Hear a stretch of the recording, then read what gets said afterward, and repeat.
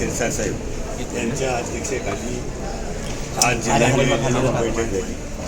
बैठक एकदम शांततेत झाली आणि याच्यात विषय फक्त विकासाच्या बाबतीत कामाच्या बाबतीत विषय पूर्ण होते. या बाबतीत सगळे विकासाच्या बाबतीत चर्चा झाली.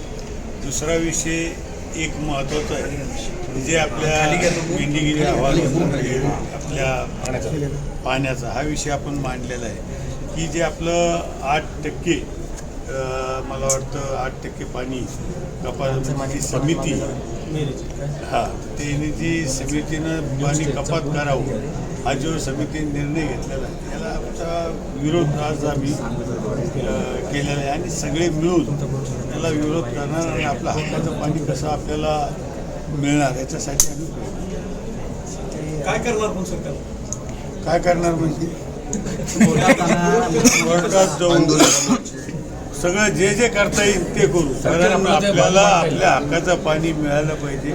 ते मेंढीगिरीनं आपल्याला 65% आपल्याला म्हणजे पाणी असल्यावर पाणी सोडायची गरज नव्हती, पण आता 57% पाणी जरी असलं तरी पाणी सोडायची गरज नाही. ते हे चुकीचं आहे. पण अहवाल देणारे आपल्याच इथले अधिकारी आहेत असं आहे. अहवाल देणारे कोण आहे काय आहे आपण या समितीनं जो अहवाल दिला त्याला आपण विरोध करतो. गेल्या वर्षी 6 महिने तुम्ही पण पालकमंत्री होता, त्याच्यानंतर 3 महिन्यासाठी तुमच्या पत्नी 6 महिने मी 2.5 वर्ष नाही गेल्या वर्षी तुम्ही 2.5 वर्ष राहिलात, परंतु 6 महिने तुमच्या त्याच्यानंतर उपकरांनी केलेल्या कामाच्या संदर्भामध्ये